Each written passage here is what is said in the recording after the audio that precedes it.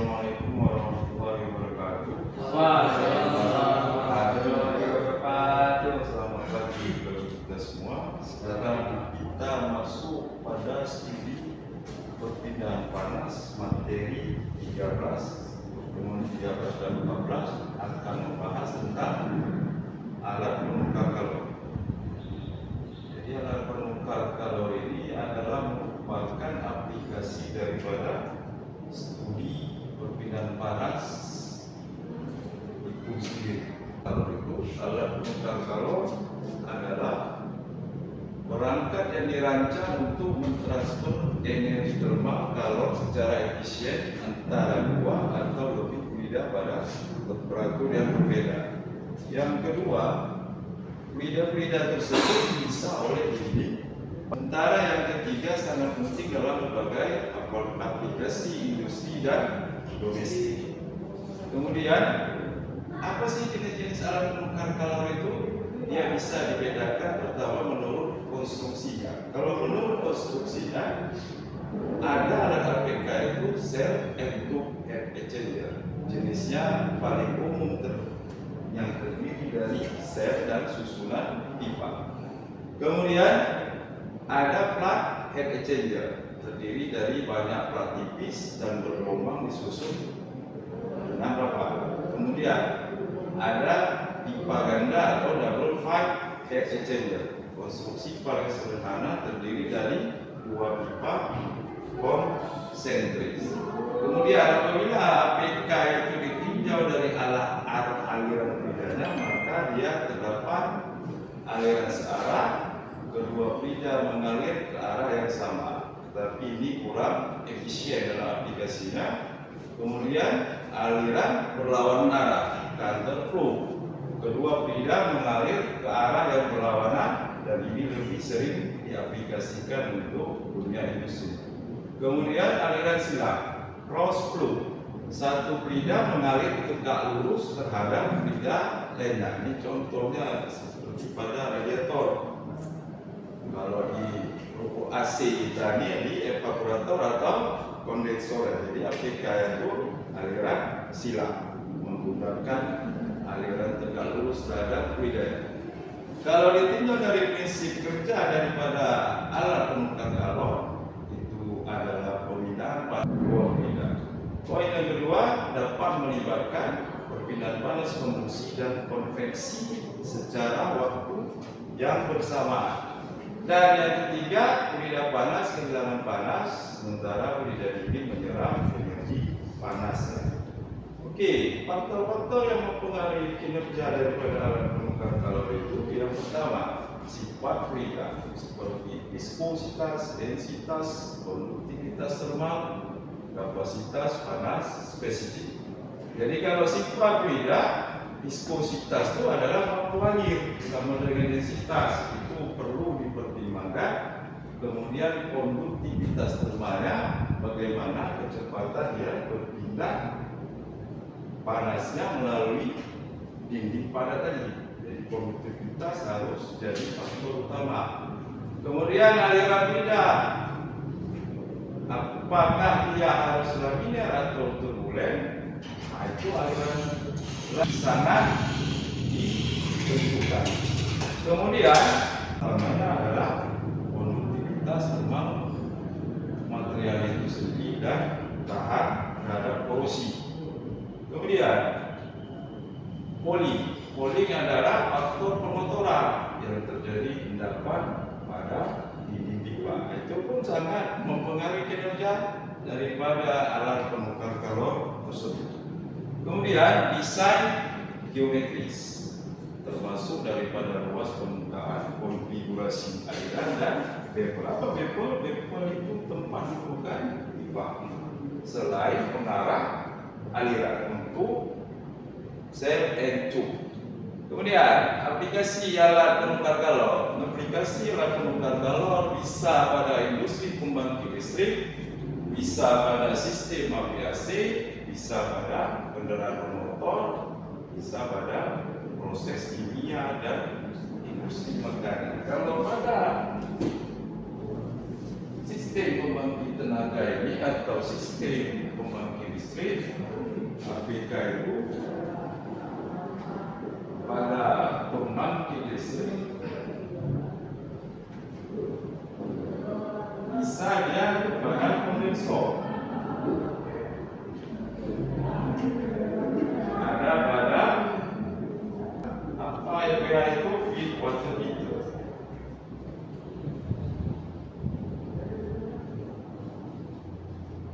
Feed water heater kemudian bisa pada heater dan superheater.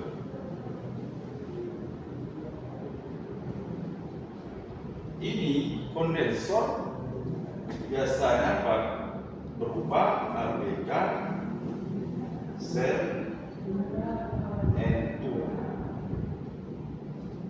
Bagaimana mendinginkan uap pada ekspansi daripada turbin kondensor? Nanti ada lagi di sini pendinginnya itu adalah cooling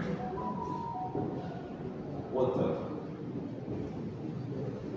atau cooling tower water. Ini pun ada fungsi APK-nya, prinsip kerja APK di sini terjadi. Kalau FWH ini bisa juga sel N2.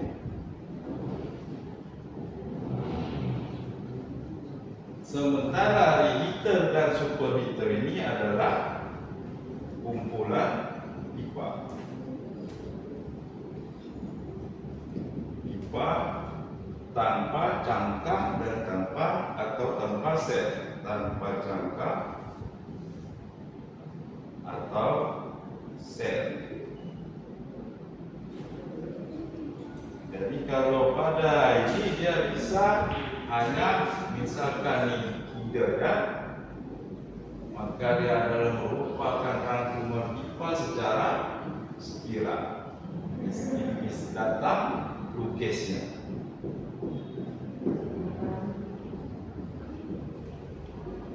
Jadi kalau superheater dan reheater itu biasanya kumpulan daripada pipa yang dirangkai secara spiral.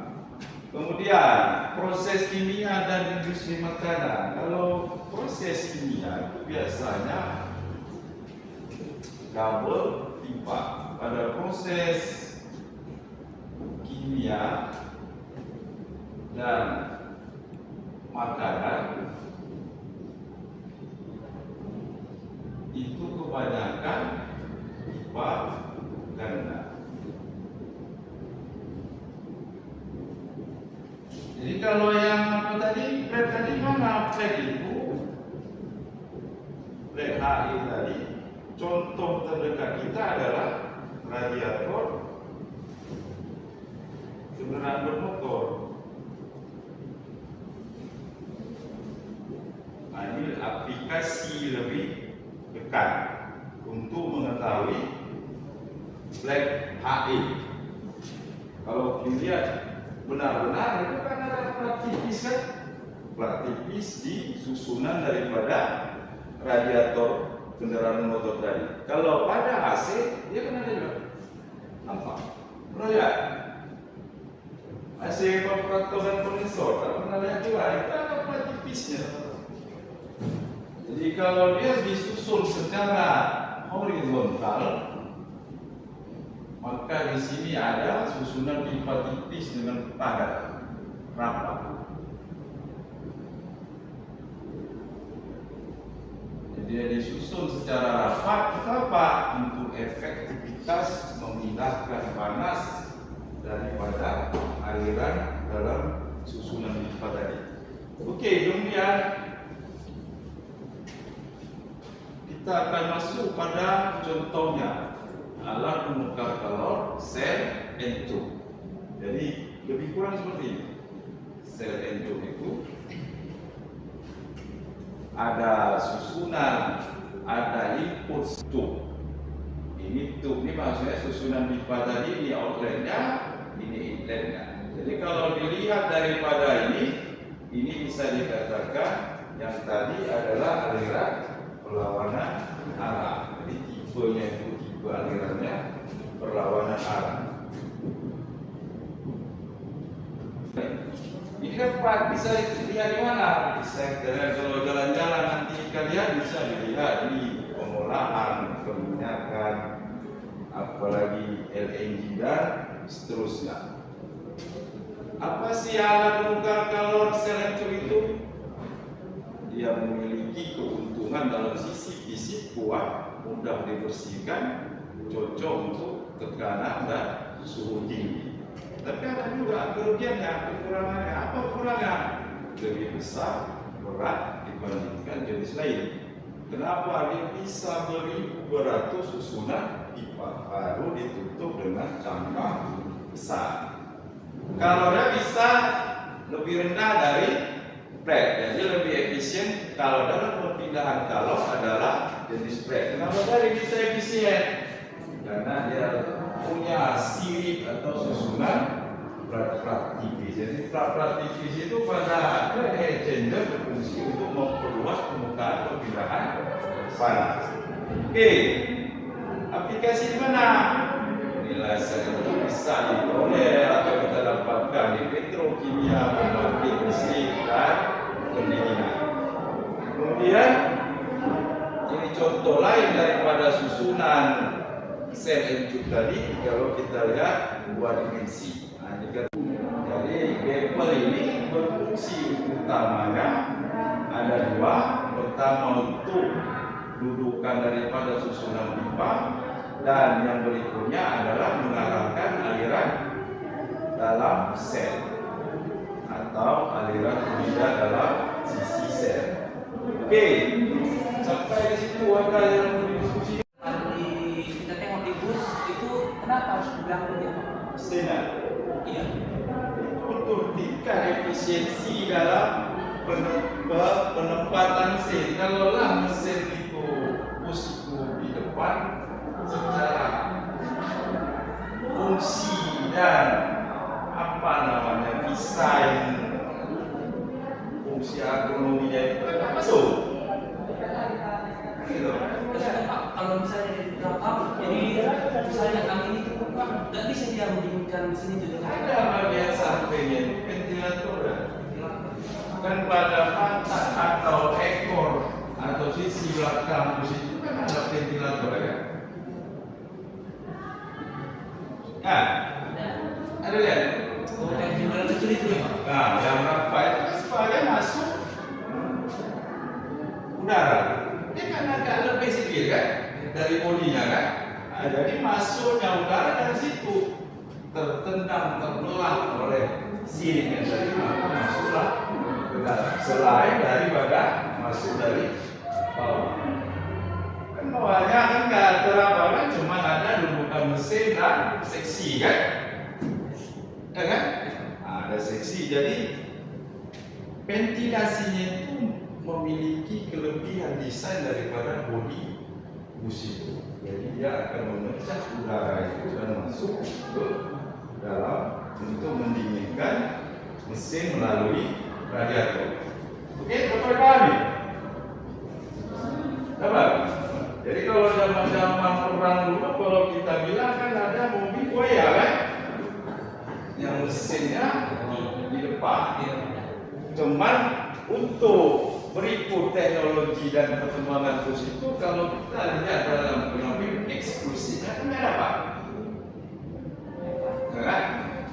Kalaulah bus itu bisa dalam kita jalan lintas barat ke Sumatera nih, jalannya itu kan tikungan.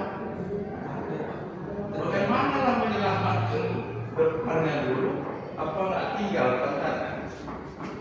Kalaulah bodi mesin itu depan, kan itu. Nah, itu hanya apa untuk tampilan lebih eksklusif. Makanya yang untuk bus mesin dibuat di bagian belakang. Jadi bagaimana kalau kita tinjau radiator di bus jadi truk? Truk di mesin di bawah. Sama pula kan. Nah, itu untuk desain sesuai kebutuhan. tinjau daripada kebutuhan engine itu cocoknya di mana sih. Oke, ada lagi yang mau diskusikan? Ya, the next. Kita masuk. Jadi ada dua pipa ini. Di sini ada sebenarnya ilmunya untuk yang mengalir kembali. Di dalam pipa ini ada lagi pipa konsentris. Jadi dia ada beberapa pipa di dalamnya ini, cuma dalam ukuran kecil. Makanya alat penukar kalau pipa ganda ini memang murah, tidak efisien untuk kapasitas besar. Kalau kita lihat keuntungannya, apa keuntungan alat penukar kalau pipa ganda? Yang pertama, konstruksinya sederhana, biaya rendah, kapasitas kecil, mudah untuk dimodifikasi dari sisi panjang pipa. Kekurangannya apa? Ruas permukaan terbatas, tidak efisien untuk kapasitas besar. Dan aplikasi di mana? Untuk industri kecil, laboratorium pemanas, dan pendingin batch. Pemanas pendingin batch ini kalau nanti ini, dia nanti ada tuh, kalaupun tidak untuk seperti penampungan BU supaya tetap kondisi liquid.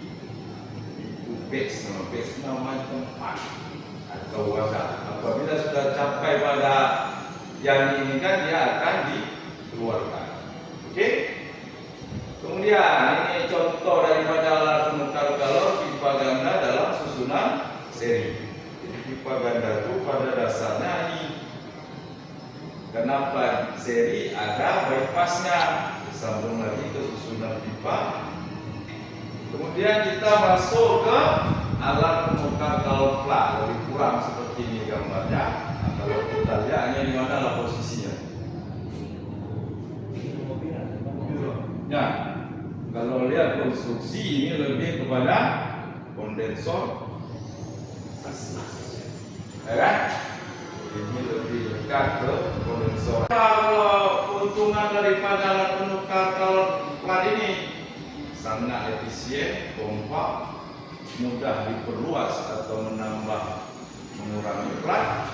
Perawatan berarti lebih mudah. Kalau ada orang tua sopir AC atau radiator, gampang memisahkannya dan membersihkannya kan? Karena hanya kotoran itu menempel pada sisi luar kan. Tanpa kita diinjeksikan air, dia bisa bersih. Kemudian kekurangannya apa? Batasan tekanan dan suhu tidak cocok untuk tidak dengan partikel besar. Jadi batasan tekanan suhunya itu terbatas. Misalkanlah kita bilanglah di AC atau di mobil, kita gunakanlah dia pipa ganda atau kita gunakan sel itu. Cemanalah perkiraan kita itu bentuk daripada mobil ini. Karena ada usahakan lagi tangki resipor untuk menyediakan air pendingin untuk mendinginkan mesin. Jadi ada beberapa wadah, satu untuk apanya mendinginkannya, satu untuk menampung air yang sudah panas. Jadi kalau sisi letaknya tetap efisien. Makanya untuk menggunakannya itu alhamdulillah kali ini bisa memanfaatkan laju aliran udara dengan kecepatan mobil itu sendiri. Kalau di AC dia mengandalkan kecepatan udara lingkungan. Kalau dia di sini di bagian evaporator AC ini dia mengandalkan blower. Ada fan kan? Fan yang mengalir mensirkulasikan atau blower yang mensirkulasikan. Kemudian kita masuk satu hukum proyek produksi. Ini kan yang kita pelajari pada part 1. Yang kedua adalah laju perpindahan konveksi. Ini pun dah kita pelajari awal pertemuan kuliah perpindahan panas 2. Dan Yang ketiga adalah bersama umum untuk head exchanger dalam steady state.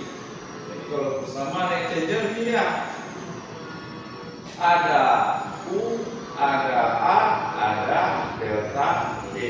Apa itu?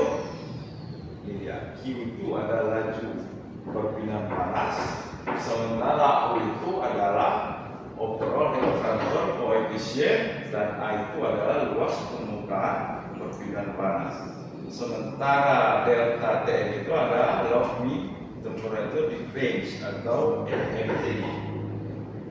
Oke, apalagi untuk apanya dalam LMTD ini yang dibedakan persamaan umumnya seperti ini, kemudian ada perbedaannya.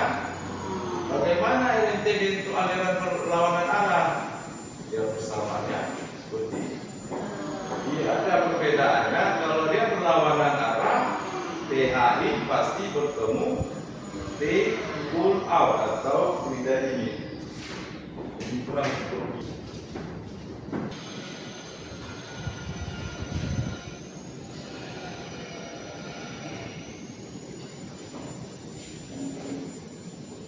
Ini adalah derajat Celcius atau Kelvin atau kita bilang garis temperatur. Apabila profil temperatur panas itu, karena sifat temperatur atau panas itu mengalir dari tempat tinggi ke tempat rendah. Jadi misalkan ini fluida panasnya masuk,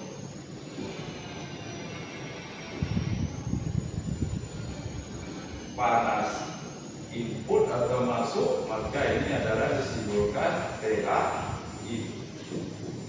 Dan pada sisi ini adalah fluida panas keluar,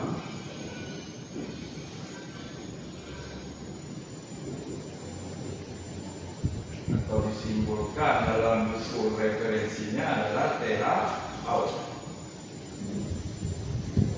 Maka di sini mengalirlah fluida dinginnya pada sisi masuknya kita simbolkan dinginnya adalah TC in, dan di sini fluida dingin keluar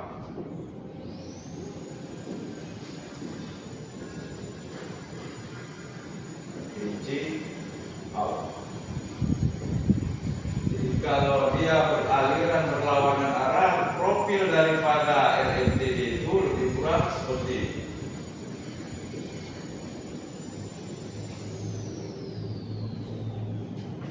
Profil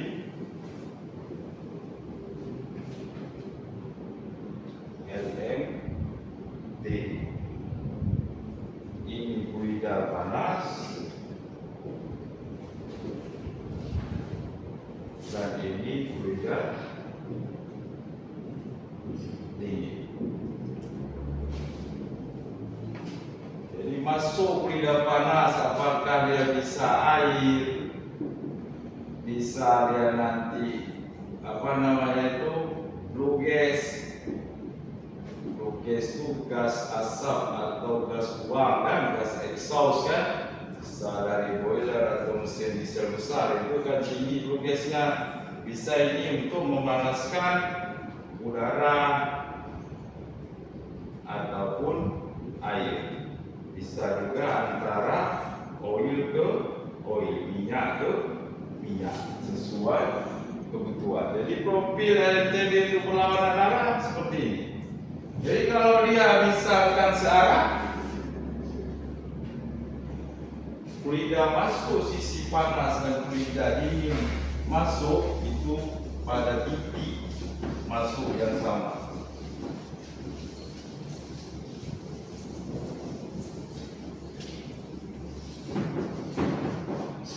Kalau untuk aliran searah,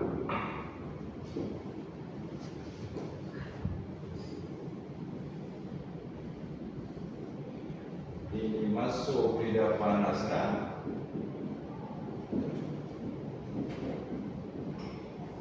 dan fluida ingin masuk pada titik pintu yang sama. Fluida dingin. Fluida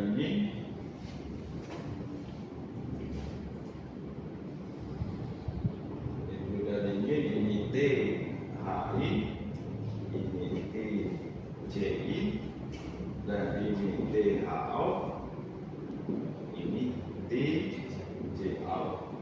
Jadi sama. Lebih kurang profil LMTD-nya seperti ini.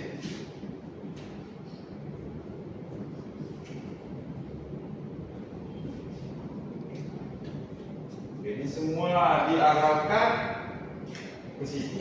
Apa jenis alirannya? Berlawanan arah atau searah. LMTD ini termasuk faktor utama untuk mendesain alat penukar kalori.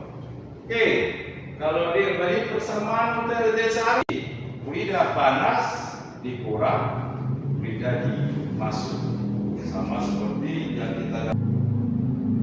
Kemudian apa lagi faktor persamaan dasarnya?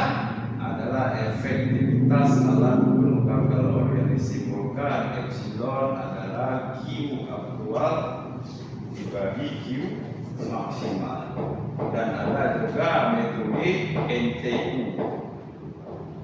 NTU adalah number of transport unit, di mana dapat dicari berdasarkan U ini adalah koefisien panas menyeluruh dikali luas penampangan dibagi C minnya, kapasitas kalori spesifik minimal. Oke, sekarang kita masuk contoh soal. Sebelum kita bahas contoh soal, ada yang mau diskusikan? Ada. Ambil pada alat penukar kalori sel encuk. Sementara minggu yang lalu kan kita dah bahas. Apabila salah satu sisinya tidak diketahui temperaturan, bagaimana cara penyelesaiannya dapat kita lakukan dengan metode tarik iterasi. Kalau untuk APK berikutnya ini diketahui semua variabelnya. Yang kita mau bahas, kita ketahui semua variabelnya. Berapa laju aliran massa air panas? Ini air ke air kan, air panas mendinginkan air dingin. Di mana air panas itu mengalir dalam pipa dan air dingin mengalir di selnya atau di cangkangnya. Diketahui ini laju aliran massa dan suhu masuk air panas 80 derajat, suhu keluar air panas ditentukan sebesar 50 derajat. Sementara untuk fluida dingin, aliran massanya 2 kg per second, suhu masuk air dingin adalah sebesar 25 derajat, suhu air dingin pun tetap 25 derajat. Dan suhu, ini salah potong ya, suhu keluar air dingin adalah sebesar 40 derajat. Dan kapasitas panas jenis air adalah 4180 Joule per kilogram Kelvin. Luas permukaan fluida panas A-nya adalah 8 meter persegi. Dan koefisien perpindahan panas menyeluruhnya adalah sebesar 600 watt per meter kuadrat kali Kelvin. Inilah banyak parameter problem yang diketahui. Apa yang mesti kita ditanya di sini? Pertama adalah tentukan laju perpindahan panasnya, perbedaan temperatur log rata-rata atau LTD, dan verifikasi ya, atau kita validasi apakah kedua metode air panas dan air dingin memberikan air panas apakah sama dengan Q air dingin. Maksudnya konsisten itu karena dari persamaan keseimbangan energi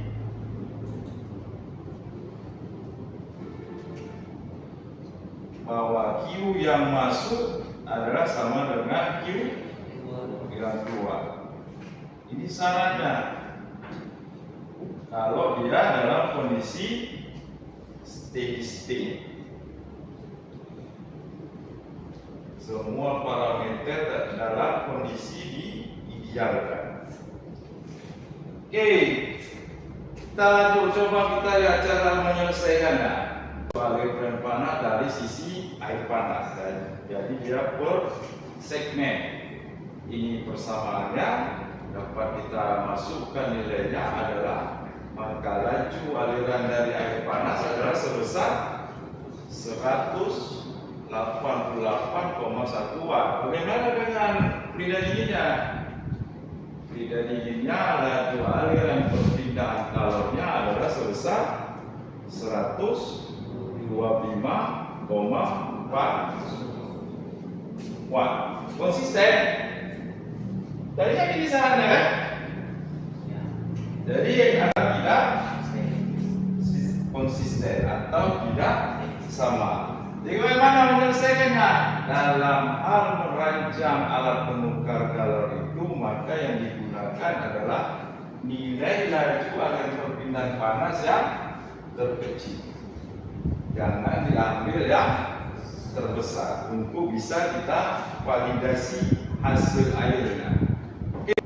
Nah, ini tadi syaratnya, maka kita gunakan nilai lebih kecil. Jadi Q adalah fungsi dari minimal QH, QC sama dengan 125,4 kilowatt.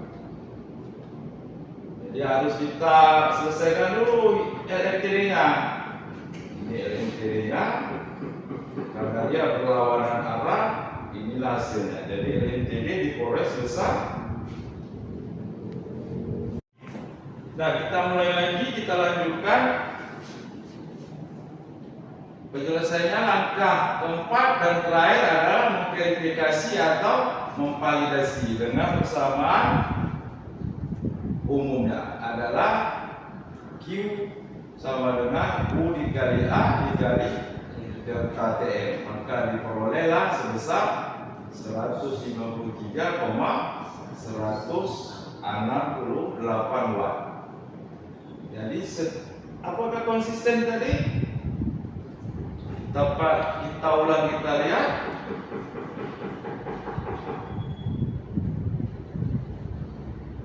Nih 188. Jauh juga bedanya, cuman dalam hal desain ini kita memverifikasikannya yang terakhir dengan menggunakan laju perpindahan kalor yang terkecil, diperolehlah ini. Start untuk kita mendesain APK tadi. Oke, ini ada pernyataan statement pengerjaan kita. Maka nilai ini berbeda di antara QH dan QC karena adanya ketidaksempurnaan sistem. Kedua, asumsi perpindahan kalor menyeluruh mungkin ideal, kemudian awal. Jadi untuk perancangan konservatif gunakan nilai yang terkecil. Oke? Dan inilah hasil terakhir kita, dan kita tutup pertemuan ini untuk pertemuan berikutnya. Oke, ada yang mau kita diskusikan? Ada? Oke, mungkin mau kalian bertanya ataupun nanti kita diskusikan lebih lanjut. Dan saya sudahi pertemuan ini dengan mengucapkan assalamualaikum.